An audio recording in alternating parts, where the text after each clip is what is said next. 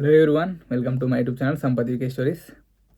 So ఈ వీడియోలో అయితే యూకేలో కరెంట్ సిచ్యువేషన్ అయితే ఎట్లా ఉంది, సో నెక్స్ట్ ఇంటేక్ ప్లాన్ చేస్తున్న వాళ్ళకి సో ఏమేమి విషయాలు అయితే కన్సిడర్ చేయాలని చెప్పేసి ఈ వీడియోలో చెప్తాను మీకు. సో నౌ కరెంట్లీ అయితే UK now in officially in recession.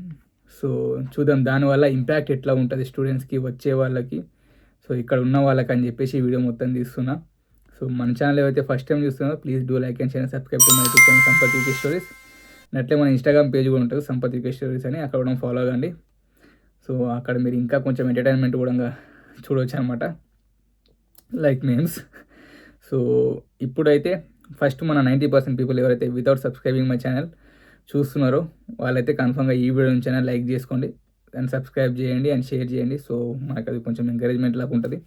Okay, so వీడియోలోకి వెళ్తే రీసెంట్గా అయితే యూకే రెసిషన్లో ఉందని చెప్పేసి అఫీషియల్గా అయితే డిక్లేర్ అయిందనమాట. సో ఎందుకు ఇదంటే Q2 అండ్ Q3లో -1 అండ్ -3 జీడిపి రేట్స్ అయితే ఇదైతే నమోదు చేసిందనమాట. సో జీడిపి అన్నది డౌన్ఫాల్ అవుతుంది. సో దీనివల్ల కొన్ని ఇష్యూస్ అయితే స్టూడెంట్స్కి వస్తాయన్నమాట. ఎవరైతే యూకే ఇక్కడ ఉన్న వాళ్ళు అయితే సర్వైవ్ కావాల్సింది ఎలాగైనా సరే, ఎందుకంటే ఆల్రెడీ మనం ఉన్నాం కాబట్టి ఏమైనా కానీ మనం సర్వైవ్ అవుతాం. సో యూకే ఎవరైతే రావాలనుకుంటున్నారో వాళ్ళకు దీనివల్ల ఏం ఇంపాక్ట్స్ ఉంటాయి, సో దీని గురించి కొన్ని విషయాలు అయితే వాళ్ళకి చెప్దాం అనుకుంటున్నా. సో దీన్ని చెప్పే ముందు మీకు అయితే ఒక ఎగ్జాంపుల్ అయితే చెప్తాను అనమాట. సో ఇండియాలో కొన్ని ఇయర్స్ ముందు నేను 70 రూపీస్కి పెట్రోల్ పర్ లీటర్ అప్పుడు నేను ఫిల్ చేసుకున్నా, కానీ 40 కిలోమీటర్స్ నా బైక్ అయితే వచ్చేదనమాట. నేను అప్పుడు బాగానే ఉన్నా. సో రీసెంట్గా కూడా 110కి లీటర్ నేను కొట్టించుకున్నప్పుడు కూడా అదే 40 కిలోమీటర్స్ మైలేజ్ వచ్చిన. సో అప్పుడు నేను సర్వైవ్ అయినా. సో ఇది డిపెండ్స్ అవుతుంటుంది అనమాట, person to person and situations అందరికీ ఒకేలాగా ఉండవు కదా. సో అట్లా వేరీ అవుతుంటాయి. సో ఇది గుర్తుపెట్టుకోండి మీరు, ఎందుకంటే ఇప్పుడు ప్రైజెస్ పెరిగినాయి కదా అని చెప్పేసి మనం ఏం సర్వైవ్ కాలేము అన్నట్టు లేదు. సో సర్వైవ్ అవుతాము, కానీ కొంచెం కష్టంగా ఉంటుంది. సో ఇది మీకైతే చెప్పాలనుకున్నాను నేను ఫస్ట్ ముందే. సో ఇప్పుడు యూకే రావాలనుకుంటున్న వాళ్ళు ఈ కొన్ని విషయాల గురించి అయితే మీకైతే ఐడియా ఉండాలన్నమాట. సో ఫస్ట్ వచ్చేసి మీరు PSW గురించి అడుగుతారు అనమాట. PSW అనేది చాలా ఇంపార్టెంట్ మనకి, ఎందుకంటే మనం ఎవరైనా సరే 1 ఇయర్ మాస్టర్ చేసినా 2 ఇయర్స్ మాస్టర్ చేసినా ఇంకో 2 ఇయర్స్ అయినా మనం ఉండాలి. సో మనమైతే ఒక 1 ఇయర్స్ అయినా 2 ఇయర్స్ అయినా యూకేలో ఉండాలనుకుంటాం అనమాట ఆఫ్టర్ మాస్టర్స్ తర్వాత. సో అప్పుడే మనకి PSW ఆప్షన్ అనేది బెటర్, ఎందుకంటే మనం చాలా లోన్స్ తీసుకొని వచ్చి ఉంటాము, లేదంటే బయట వాళ్ళతో అప్పు తీసుకొని వచ్చి ఉంటాము. ఇవన్నీ కట్టాలి చేయాలంటే మన మాస్టర్స్ అయిపోయిన తర్వాత కనీసం మనకు 2 ఇయర్స్ అనే టైం ఉంటేనే ఇవన్నీ క్లియర్ చేయొచ్చు అనమాట. సో అట్లా దాని గురించి అయితే PSW మనకు చాలా ఇంపార్టెంట్ అది. సో PSW గురించి ఇక్కడ గవర్నమెంట్ ఏదైనా ఒక రూల్ కానీ లేదంటే ఏదైనా కొత్తది ఇంప్లిమెంట్ చేయాలంటే వాళ్ళకు మినిమం టైం అనేది ఉంటుంది కదా, ఒక 6 మంత్స్ అయినా ఉంటుంది. సో ఆ బిల్ అనేది పాస్ అయ్యి దాన్ని ఇంప్లిమెంటేషన్ చేసేలోపు. సో అట్లాంటప్పుడు ఇప్పటివరకు అయితే మనకు దాని గురించి అయితే ఏం న్యూస్ అయితే రాలేదు బయటికి, PSW ఉంటుందా లేదా తీసేస్తారా అని చెప్పేసి. సో వాళ్ళైతే జనరల్గా తీయరు, ఎందుకంటే స్టూడెంట్స్ నుంచి వాళ్ళకి ఇన్కమ్ అనేది వస్తుంది కాబట్టి. సో మనం కట్టే ఈ లక్షల ఫీజులన్నీ కూడా వాళ్ళకి ట్యాక్స్ రూపంలో వస్తాయి కాబట్టి యూనివర్సిటీ కానీ వాళ్ళకి కానీ. సో దాని అయితే తీయకపోవచ్చు PSW అనేది. ఇప్పటివరకు అయితే దాని గురించి అయితే ఎటువంటి నెగిటివ్ న్యూస్ అయితే లేదు. సో PSW అయితే ఉంటుంది. సో నేనైతే అనుకుంటాను, అజ్యూమింగ్ అది. సో ఎందుకంటే ఏం న్యూస్ అయితే రాలేదు కదా. సో వస్తే మీకు ముందే ఒక 6 మంత్స్ ముందు నుంచి మీకు తెలుస్తుంది కాబట్టి. సో ఎవరైతే నెక్స్ట్ ఇంటేక్లకు రావాలనుకుంటున్నారో వాళ్ళకైతే కంపల్సరీ PSW అయితే ఉంటుందని అనుకుంటున్నాను నేను. సో ఉంటుంది ఇప్పటివరకు అయితే. సో మధ్యలో ఏమైనా అప్డేట్ వచ్చినా కానీ ఫస్ట్ అయితే మీకు చెప్తాను అనమాట. సో దాని గురించి అయితే మీరు టెన్షన్ పెట్టుకోకండి. సో నెక్స్ట్ వచ్చేసి ఈ రెసిషన్ అన్నది సో ఎట్లా స్టూడెంట్కి ఇంపాక్ట్ చూపిస్తుంది అని చెప్పేసి చెప్తాను అనమాట. సో ఫస్ట్ వచ్చేసి ఇక్కడ మనకు దీనివల్ల కొన్ని కాస్ట్ ఆఫ్ లివింగ్ అయితే పెరుగుతుంది అనమాట. సో దాంట్లో వచ్చేసి ఇప్పుడు మా హౌస్ గురించి చెప్తాను మీకు. సో రెంట్ అనేది పెరుగుతుంది. సో ఇంకోటి ఎలక్ట్రిసిటీ బిల్ అనేది కూడా పెంచారు అనమాట. సో లాస్ట్ మంత్ నుంచి మాకు 25 పౌండ్స్ ఎలక్ట్రిసిటీ బిల్ అయితే ఎక్కువ కట్టమని చెప్పేసి చెప్పారు మా ఓనరు. సో అట్లా కాస్ట్ ఆఫ్ లివింగ్ అది పెరుగుతుంది. సో ఇంకో ఉదాహరణ తీసుకుంటే మీకు ఇప్పుడు మన డైలీ వాడే వస్తువుల రేట్లు కూడా పెరుగుతాయి అన్నమాట. సో లైక్ రైస్, నేను యూకే వచ్చినప్పుడు ఒక 9 మంత్స్ ముందు ఇదే మేము తీసుకున్న 10 kgs రైస్ బ్యాగ్ వచ్చేసి 11 పౌండ్స్ ఉండేదన్నమాట. సో 10.99 అట్లా. సో అదే ఇప్పుడు అది 15 పౌండ్స్ అయింది. సో ఇట్లా రేట్స్ అనేవి అన్నీ పెరగడం వల్ల ఏంటంటే కొంచెం కాస్ట్ ఆఫ్ లివింగ్ అనేది కష్టంగా ఉంది స్టూడెంట్స్కి. ఎందుకంటే ఇప్పుడు లాస్ట్ మంత్లో మనకు ఎక్స్పెన్సెస్ అనేవి ఒక 100 పౌండ్స్ అయితే ఒక 6 మంత్స్ ముందు ఇప్పుడు అది 150 పౌండ్స్ వరకు అవుతుందన్నమాట. సో ఇట్లా ఖర్చులు అనేవి పెరగడం వల్ల ఏంటంటే కొంచెం మేనేజ్ చేయడం కొంచెం నిజంగానే ఇబ్బందిగానే ఉంది. సో మనకు ఒకవేళ మినిమం వేజ్ పెంచినా కానీ 1 పౌండ్ పెరుగుతుందన్నమాట. సో వీటి రేట్లు అయితే పెరుగుతాయి. సో అలాగని మనం సర్వైవ్ అవ్వలేము అంటే అవ్వచ్చు. సో చెప్పినా కదా మనం ఇండియాలో ఎట్లా సర్వైవ్ అయినామో, ఈ రెసిషన్ అనేది ప్రపంచం అంతా కూడా ఉంటుంది. సో ఎందుకంటే అన్నిసార్లు అనుకూలంగా అయితే ఎవరికి ఉండదు కదా. సో దీనికి ఏంటంటే మళ్ళీ దీనికోసమని కొత్త రకమైన ప్లాన్స్ అవన్నీ ఇంప్లిమెంట్ చేశాయన్నమాట గవర్నమెంట్స్, కొన్ని స్కీమ్స్ తీసుకొచ్చి. సో దాని గురించి అయితే ఎక్కువ వరీ కాకండి. సో మనమైతే సర్వైవ్ కావచ్చు.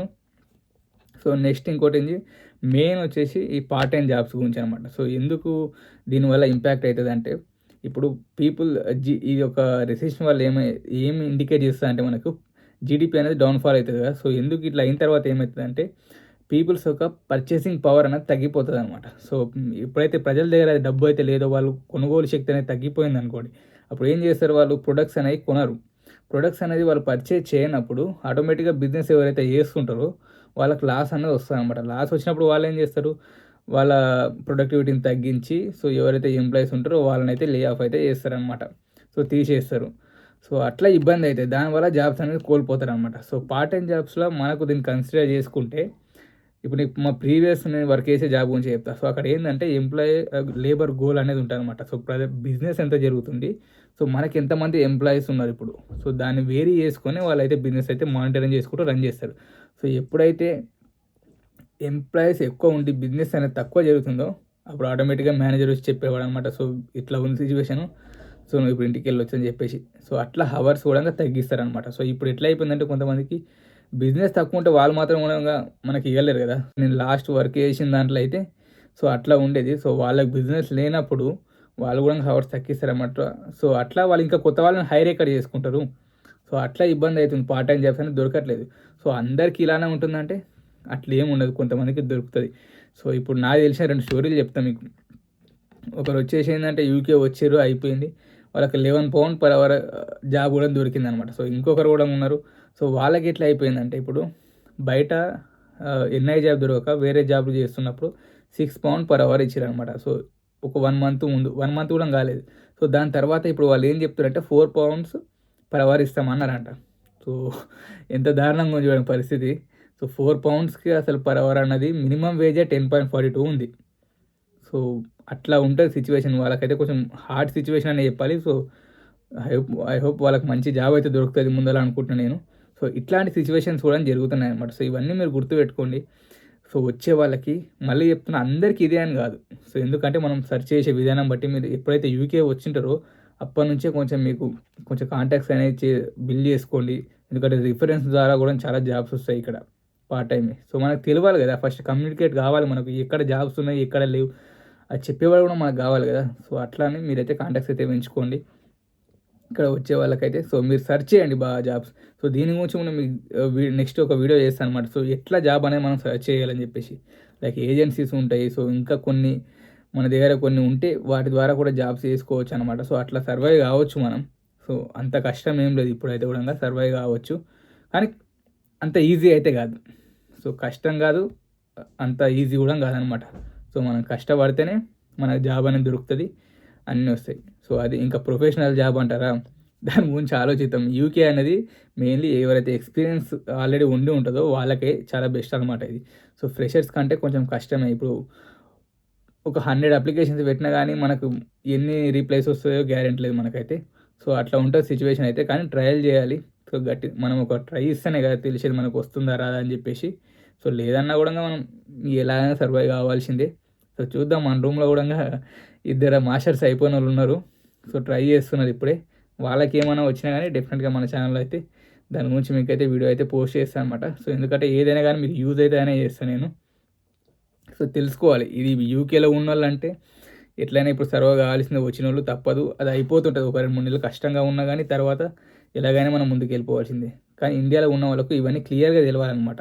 సో దీనివల్ల వాళ్ళు ఎందుకంటే రావాలనుకుంటారు కదా, ఇన్వెస్ట్మెంట్ అనేది ఎక్కువ చేస్తుంటారు. ఒక 15 to 20 lakhs మనం చేస్తున్నప్పుడు సో మనం ఆలోచించాలి, మళ్ళీ మనం తిరిగి ఇవన్నీ పే చేయగలమా లేదా, సో మనకు జాబ్ వస్తుందా లేదా, సో అకామిడేషన్కి ఎంత ఇబ్బంది అవుతుంది, కాస్ట్ ఆఫ్ లివింగ్ ఎంత ఉంది, పర్ మంత్ మనకు ఎంత వస్తుంది, సో ఇవన్నీ చెక్ చేసుకోవాలన్నమాట. సో ఇది యూకే గురించి, రెసిషన్ గురించి అయితే.